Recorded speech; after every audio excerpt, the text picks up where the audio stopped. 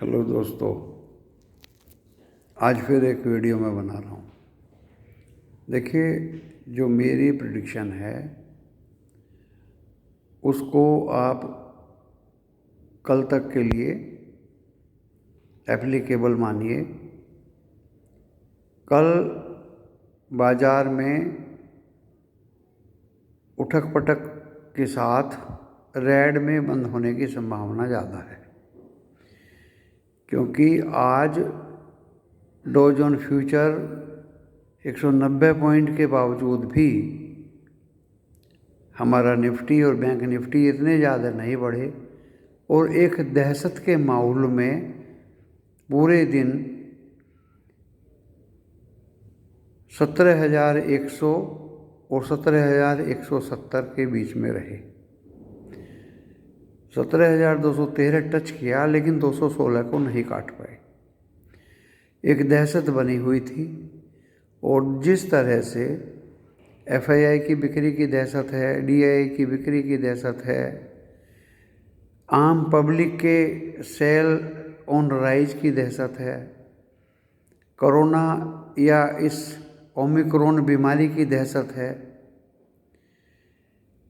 Investment इस मौके पे कम होने की भी एक दहशत है, और सबसे बड़ी दहशत 19,000 करोड़ के IPO आने की है। दोस्तों, पैसा तो सीमित है।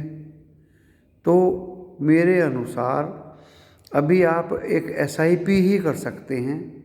बाकी आप जितने भी स्टॉक नीचे के लेवल पे हैं उनमें आप SIP करके पैसा लगा सकते हैं। कुछ स्टॉक्स बताने की मैं जहमत उठाता हूँ। मेटल्स में सेल एंड टाटा स्टील में आप SIP कर सकते हैं। दोस्तों, पूरे दिन टाटा स्टील बढ़त पे खुला, लेकिन 1070, 1068 के नीचे नहीं गया और ऊपर भी ज़्यादा नहीं गया।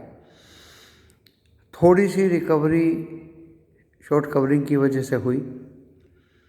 जो एक्सपेक्टेशन था, जो प्रेडिक्शन था कि टाटा स्टील काफ़ी नीचे जाएगा, ऐसा नहीं हो पाया। ऑटो स्टॉक्स के नंबर आए, उसके ख़राब आए, कुछ के अच्छे आए, लेकिन वो भी एक सीमित दायरे में ही रहे।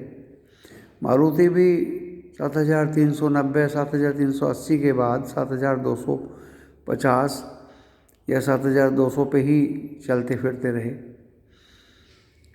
रिलायंस की भी हिम्मत ज़्यादा बढ़ने की नहीं रही, वो भी ऊपर गया, फिर नीचे आया, फिर ऊपर गया।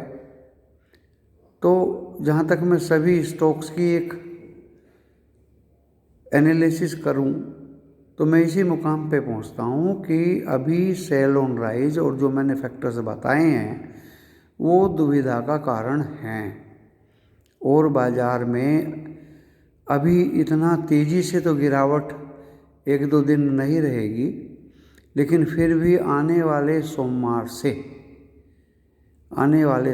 से गिरावट का एक रुख देखने को मिलेगा। और जो बाज़ार 16,780 टच किए हैं, देखिए वहाँ तक तो जाना ही जाना है और उसके नीचे ही बाज़ार चलेगा, क्योंकि बाज़ार में इतना तेज़ी दिखाई नहीं दे रही है। जो मैं कारण बता चुका हूँ, उनके कारण नीचे का रुख ज़्यादा दिखाई दे रहा है। हाँ, छोटे छोटे SIP सिस्टमेटिक इन्वेस्टमेंट प्लान आप कर सकते हैं। और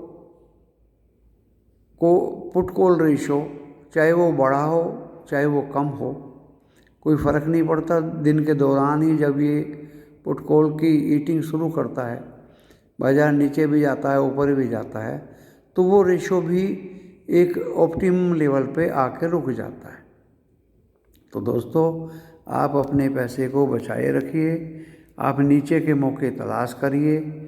gas authority of India limited 127 रुपये 75 पैसे से जंप ऊपर का लगाया है। उसको शॉर्ट कवरिंग कहें या उसको एक इन्वेस्टमेंट कहें, स्टॉक अच्छा है, रिजल्ट्स बहुत अच्छे थे, डिविडेंड बहुत अच्छा आएगा, बोनस के चांसेस भी हैं। इस तरह के स्टॉक में आप थोड़ा थोड़ा पैसा लगाइए। तो जो मैं अपने दोस्तों को बता रहा हूँ वो आप फॉलो करिए। इन्वेस्टमेंट का अच्छा मौका है, ट्रेडिंग का मौका तो बिल्कुल भी नहीं है। जिसको भी ट्रेडिंग करनी है वो बाहर बैठ के तमाशा देखें या हेजिंग करें। हेजिंग में कुछ माल बेचें, कुछ माल खरीदें, तो आपको ना लॉस होगा ना प्रॉफिट होगा, ब्रोकरेज दे के बैठ जाओगे। तो दोस्तों अभी हेजिंग का भी टाइम नहीं है। आप पुट कॉल की ईटिंग देख ही रहे हैं किस तरह से बाज़ार में हो रही है।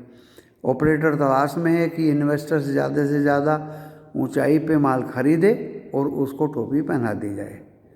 तो दोस्तों अपनी पैसे को, अपने मूडी को बचाते हुए मैं सबको यही सलाह देता हूँ कि आप आने वाले दिनों में अपने पैसे को बचा के रखिए और नीचे लेवल पे स्टॉक्स में पैसा लगाइए। 1040 रुपये आपको टाटा स्टील मिलता है, तो उसमें आप 1001 तक आप सिस्टमेटिक इन्वेस्टमेंट प्लान के दौरान पैसा लगाएं।